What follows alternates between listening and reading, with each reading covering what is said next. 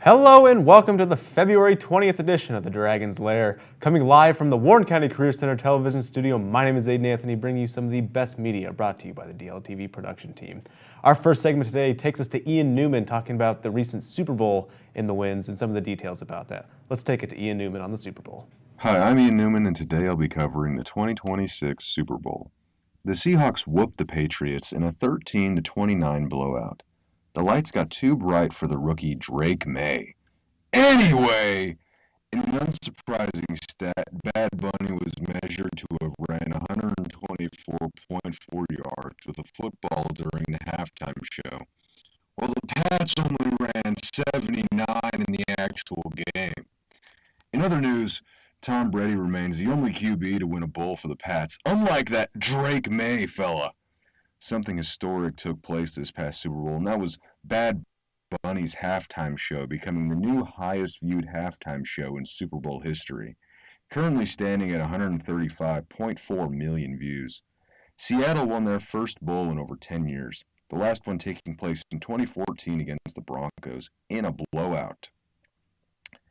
Bad Bunny's halftime show ended with this message: "Together, we are America." A great message considering the current events taking place in America. Now, here's Josh Allen. Back to the guys in the studio. You see, the only thing that's more powerful than hate is love. And one thing that I love more than the Super Bowl is an incredible game review brought to us by Nicholas Schaefer. Nick Schaefer's going to go ahead and show us the game Dredge, and we're going to see if we can get that 5 out of 5 on that scale. Let's take it to Nick Schaefer. Hello and welcome back to another mobile game review. Today we were playing Dredge, a single-player fishing adventure where friends captain a small ship and explore the mysterious archipelagos known as the Maros.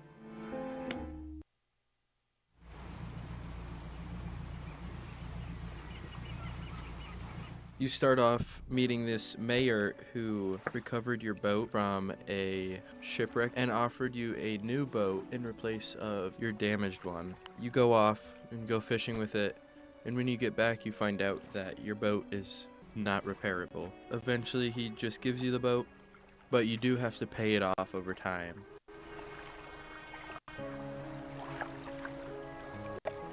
This game has a very basic fishing mechanic.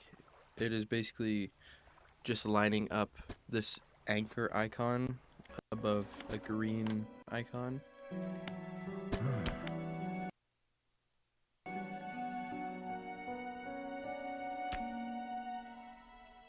And this game does go pretty in depth with a upgrade tree for fishing rods and your boat.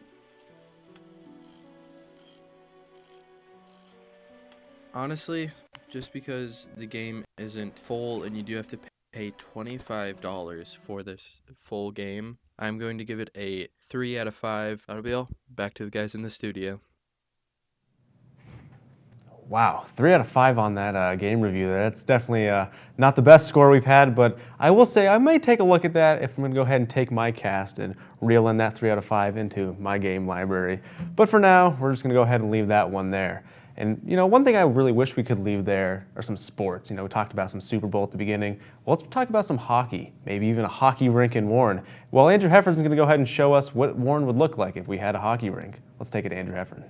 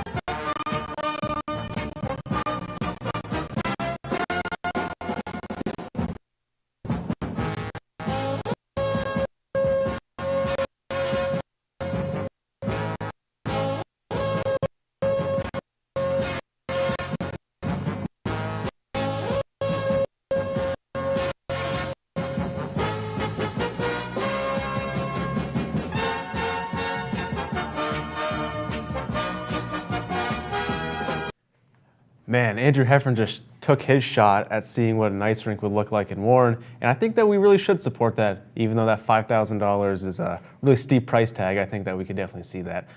See, now if you're into entertainment, ice rinks, hockey and skating, that's all a fun form of entertainment. Another form of entertainment is some music, and if you found yourself using Spotify or Apple Music, and you look at the guy sitting next to you, and he's like, Spotify's better, no, Apple Music's better.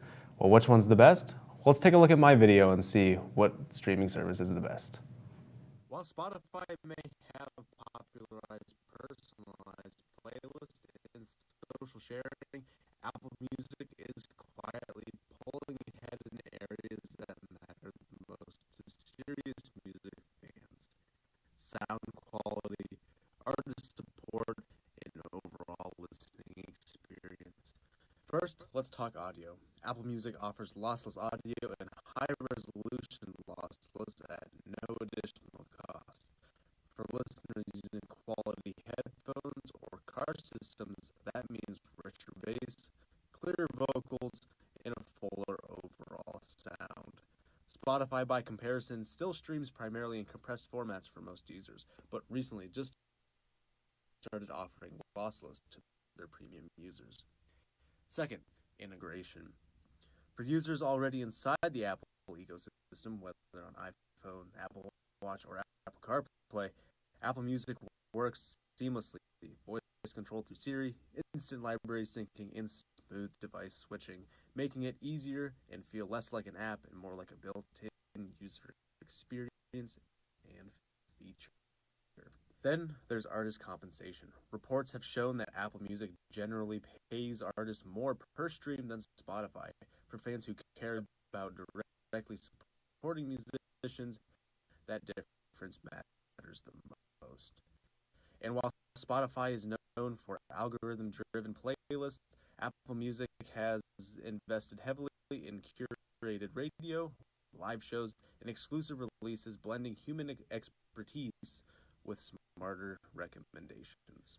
Of course, Spotify still dominates in social features and collaborative playlists, but when it comes to sound quality, ecosystem integration, and artist pay, Apple Music is making a compelling case that is not just competing, but it may be leading. For now, the streaming wars continue, but if you're choosing based on audio quality and value, Apple Music might just be the right note for you. Apple Music just might be the right note for you, and if you want another selling point for Apple Music monthly plans come in at $10.99 a month, while Spotify's monthly plan comes in at $11.99 a month. Just something to throw out there. Now, for our special segment of the day, Live Talks in the Dragon's Lair, we have our special guest today, Mr. Joseph McClellan, STEM facilitator of the Warren County Career Center. Thanks for joining us. Hi, great to be here. Great to be here. Oh, yes, it is. Alrighty. So our first question today, what was the moment that made you decide that you wanted to teach? Well, a great question. I happened to be going to Edinburgh University, and I was in the computer lab as I was a computer science major.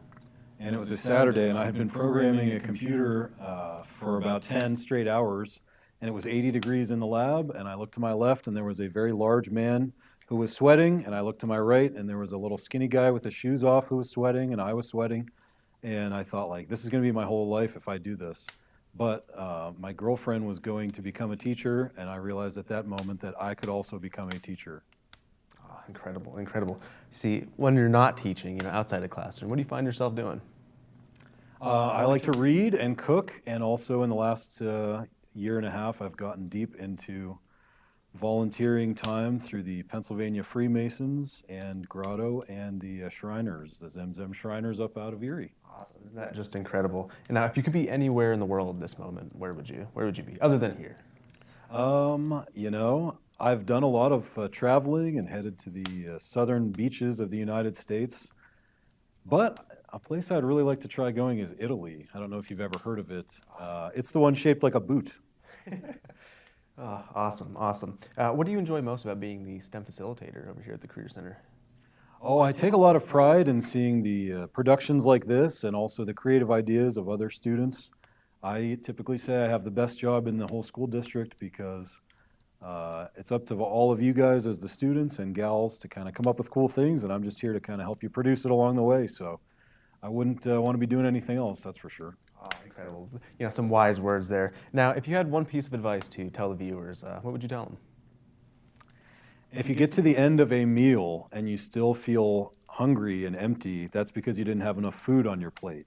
So if you get to the end of your day and you feel kind of empty inside, that's because you didn't have enough on your plate during the day. So instead of screwing around and looking at 5,000 stupid pictures on Snapchat of your friends' foreheads in the ceiling, instead of that, you should try something like volunteering or get involved with a group where you can help other people, and then you feel full and happy at the end of the day. Awesome, awesome. And with that, is going to go ahead and wrap up this segment of Live Talks in the Dragon's Lair with our special guest, Mr. McClellan here. Thank you so much for joining us. And with that, is going to go ahead and wrap up yet another incredible segment of the Dragon's Lair, coming live from the Warren County Career Center television studio. I'm Aiden Anthony. Thank you all so much for tuning in, and we hope you all have an incredible rest of your day.